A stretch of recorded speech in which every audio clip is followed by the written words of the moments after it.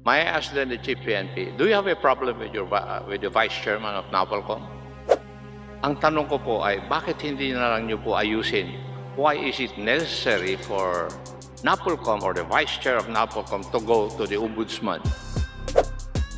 Your For the Honor, Bureau of Fire Protection, you have about 2+ billion of unused appropriation. yes, Your Honor, that's correct, Your Honor, as That reflected is why in I'm asking, bakit nagkakaroon kayo ng unused appropriation? Samantalang dapat gastusin po ninyo ito eh. Hiniling po nyo ito nung 2023.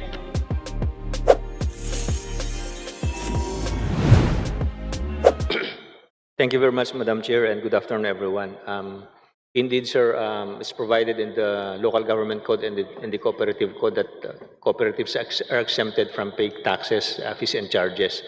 And in furtherance of this, the ILG issued Memorandum Circular 2017-16 for the guidance of our local government units. We will do a profiling of the local government units which are still collecting taxes, fees, and charges. So that will be able to remind them again of the very important provisions of Section 133, as mentioned by the Congressman, which exempts cooperatives from paying these fees, tolls, and charges. So, Madam Chair, I heard it correctly na mayroon tayong MC or Memorandum Circular regarding that implementation. Yes, ma'am. Yes, Madam Chair. Yes, Congressman, sir. We issued this in 2017. It's Memorandum Circular 2017-17. So what are we going to do kung mayroong mga LGU na hindi nila ito kino-comply or pinapatupad? Anong relief ng mga cooperatives? As I mentioned, sir, we will do a profiling. We will get the data, and we will issue a subsequent guidance, for the reminding our LUs of this specific provision. If they will still continue, we will instruct our regional directors to talk with the local chief executives. Okay. How about if cooperatives can have their complaints with your office? Pwede ba yun? Yes, sir.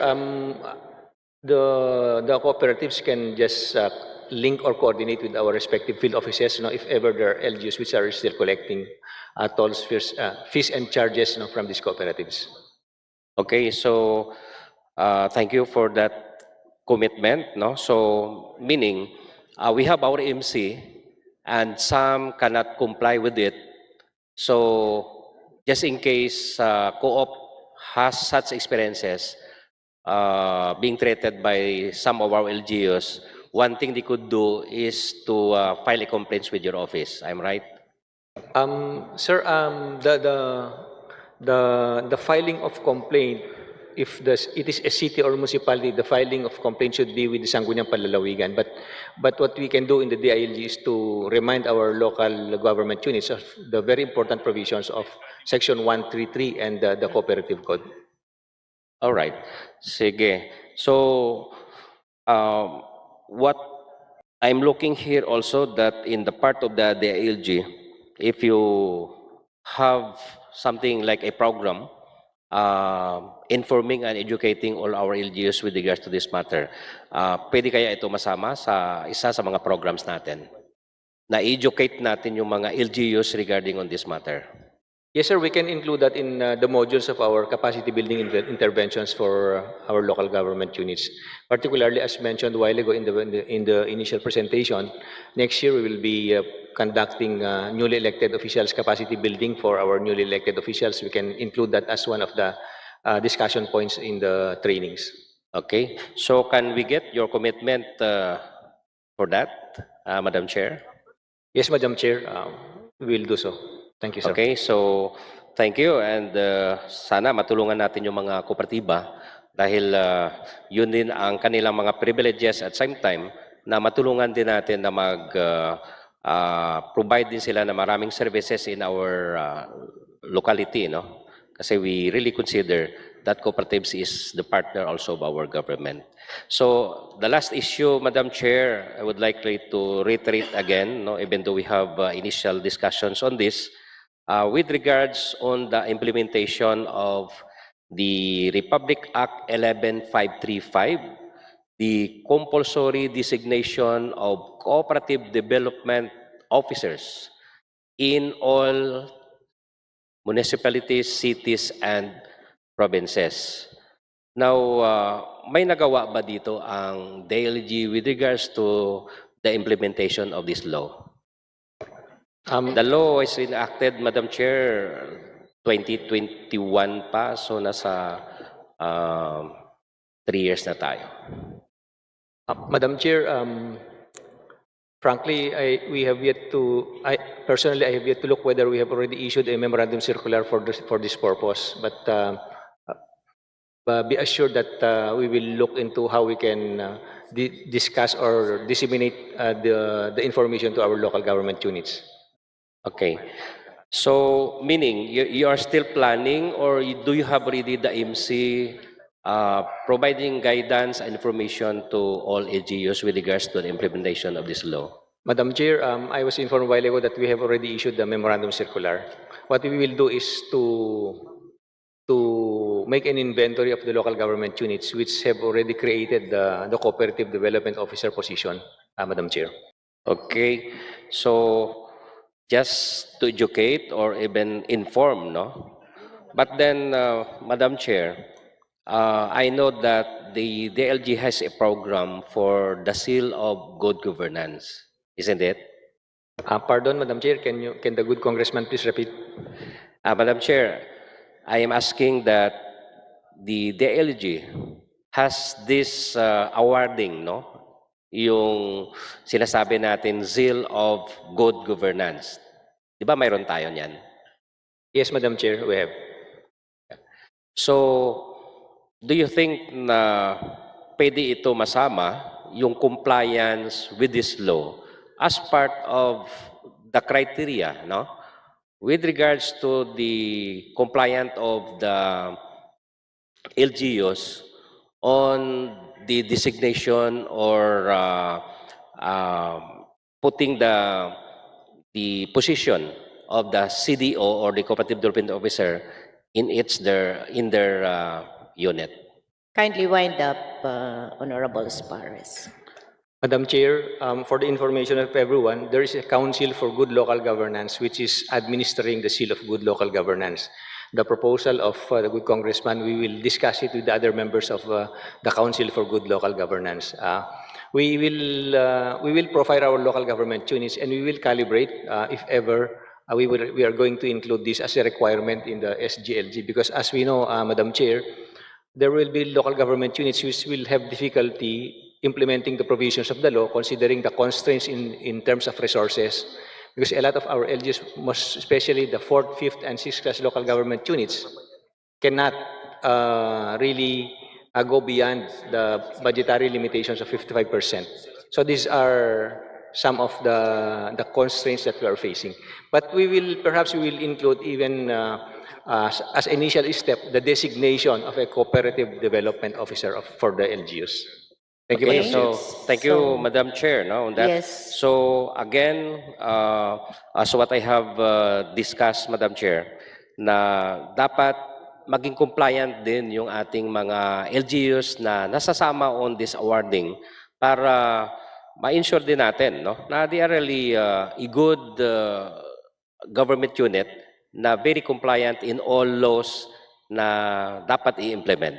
So, can I get again the commitment of the DILG the soonest? No? You could review the criteria and the guidelines para masama ito as part of their compliance para ma-ensure din natin na yung designation ng cooperative development officers sa bawat LGU would be provided and makomply ng lahat ng ating LGUs, Madam Chair. So thank you very much, Representative Felimon Espares. Can I hear the answer, Madam And Chair? may we get a commitment from the DILG?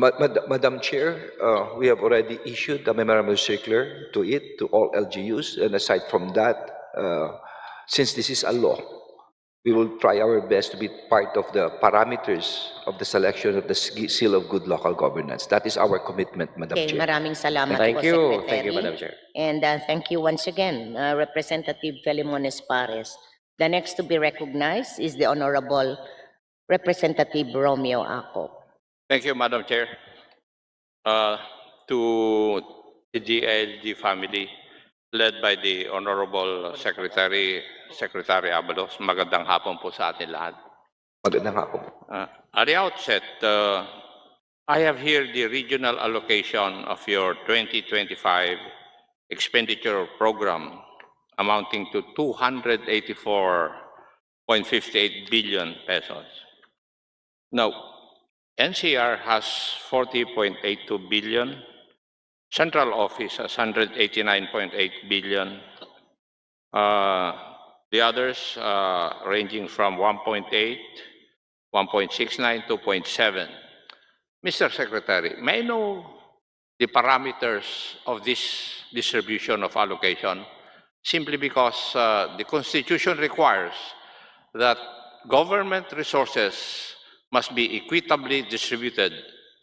So if it is going to be equitably distributed, you must have certain parameters. Why this is so? May I know?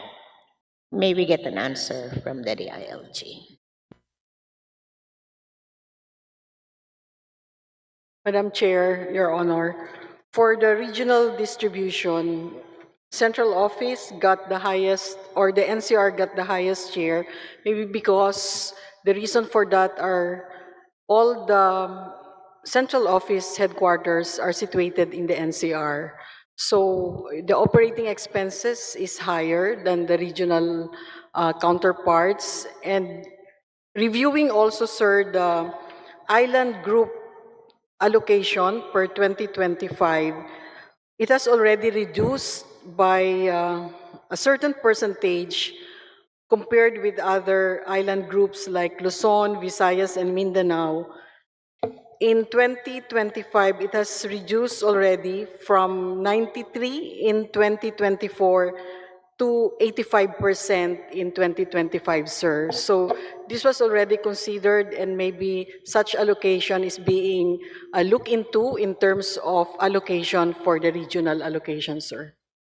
Thank you, Madam. I just wanted to make sure that you have a certain set of criteria wherein you allocate the resources of government. Kasi kung wala, it becomes whimsical and arbitrary yung pagbibigay po. Thank you. Mr. Secretary, do you have any problem with your chief PNP? Wala pong problema, Madam Chair. How about with your vice chair of NAPOLCOM? Well, there are some complaints on the record. However, is for records purposes, he gets things done with reference to cases. No? Kung efficient naman po siya. Thank you, Mr. Secretary. Now, may I ask the vice chair, does he have a problem with the chief PNP? Your Honor, the Vice Chair is presently in a hearing. He presented himself before the Marikina Court, but he's on his way back at the present, Mr. Chair. May I ask then the chief PNP, do you have a problem with the vice chairman of NAPOLCOM? None, Your Honor. None. May I know if it is true that the vice chair filed a case against the PNP? Sir, can you please repeat the question, sir? May I know from the chief PNP if the vice chair of NAPOLCOM filed a case against the officers of the PNP? Sir, I believe that what you're talking about is the case about the ombudsman regarding our budget. And it was, I think it's more of the Reorganization Act. Yes. I think you were sent, or a communication was sent to you by the ombudsman to answer, di po ba? Yes, sir. I believe it's being, our response already being made by our Directorate for Comptrollership. Yes. Pursuant to the Constitution, the NAPOLCOM has administrative control and supervision over the Philippine National Police. The issue at hand with ombudsman is administrative in nature. Ang tanong ko po ay, bakit hindi na lang niyo po ayusin? Why is it necessary for NAPOLCOM or the vice chair of NAPOLCOM to go to the ombudsman? Your Honor, I believe that what happened was the ombudsman got hold of the letter of the Vice Chair to the DBM. And what the Ombudsman issued is actually a fact-finding, not a case, Your Honor. Thank you. It's good to know the facts from the horse's mouth. So, may I go to your budget? May I know the unused appropriation of the PNP, the Bureau of Fire Protection, and the Bureau of Jail Management and Penology? Your Honor, on the side of the BAP, Your Honor, this is not unused really, Your Honor. This is just not yet utilized. These are earmarked. No. According to our records from the Department of Budget and Management, you have unused appropriations.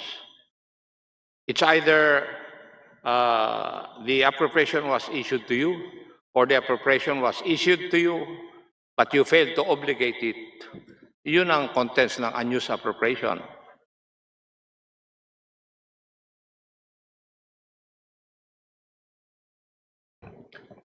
Your Honor, some of these, most of these, Your Honor, are continuing projects, and these are already earmarked, Your Honor. So, in our own understanding, Your Honor, the word unused means Yes, not yet I'm asking utilized your for us. unused appropriation in 2023 kasi 2024 wala pa naman yun eh. Di ba? Kasi hindi pa tapos yung fiscal year. May I ask our team, Your Honor, then I'll get back later, Your Honor. Can we do that? I would just like to inform you that you have unused appropriation in the amount of 2.6 billion pesos for the year 2023. Sayang itong perang ito kung ibinigay na nga sa inyo, hindi pa naman nagagamit. Your Honor, we understand, Your Honor, is this is not yet utilized. This is what we understand, Your No, Honor. it's unused appropriation. Unused nga eh, hindi nagamit. But part of the unused appropriation were already forwarded to you, but you failed to obligate it if you look at the contents of unused appropriation. Maybe your controller can aid you if you do not know.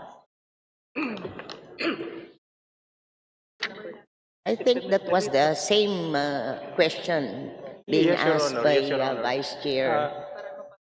Ang iba Siya. kasi nito, Your Honor, is late releases na siya. So, ang pagkakaintindi namin, Your Honor, sa unused na word is to be utilized pa lang siya.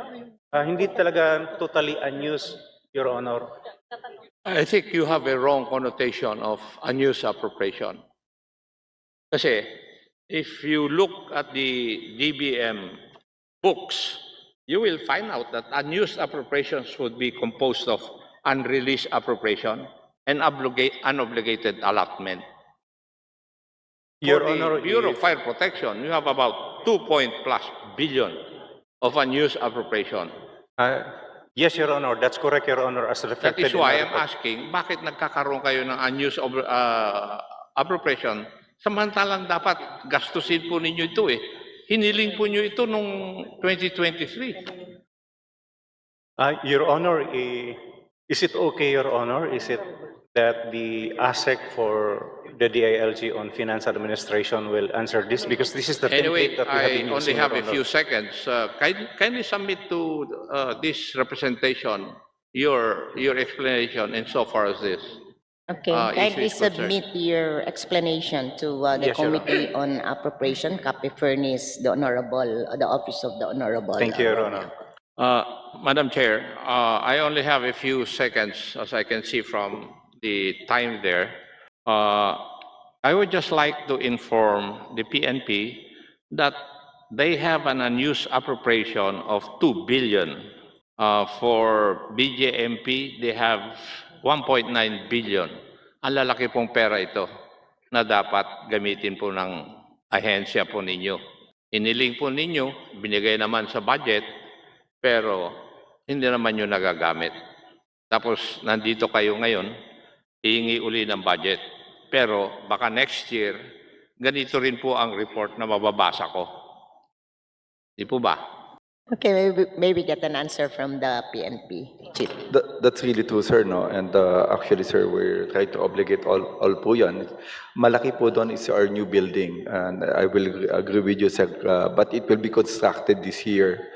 We put it a multi-year contractual po kasi it's a 3-year plan or 2-year plan ang ginagawa po natin. So rest assured po na matatapos po namin yung unobligated na pera po namin. Thank you. Mr. Madam Chairman, Okay, one last question. on the from, part of the BJP, Madam Chairman, with due respect to the good congressman, sir, Yes, go ahead. on the BJP, sir, side, part of it are the prisoners' subsistence allowance. But because of our decongestion efforts, bumaba, sir, yung aming jail population. Kaya, sir, parang is a form of savings na napababa namin, sir, yung ano. But yung request, sir, namin doon, yung na-release, sir, is napababa namin kung 182,000, sir, yung appropriation para doon. Then ngayon, sir, 118,000 na lang po ang aming PDL because of our decongestion effort, Your Honor, Madam Chairman, on the part of the BJP. Thank you, Madam Chair. Ako po ay galing sa Uniform Kindly wind Service. up, Congressman. No, Akop. I'm Your not time going to is ask the last expired. question kasi obedient po ako doon sa inyo eh. Kayo ang chairman eh. In the same manner that I expect that you be obedient when you appear in my committee also, Madam Chair. So I will ask my questions maybe if I'm still around in the second round. Thank you, Madam Chair.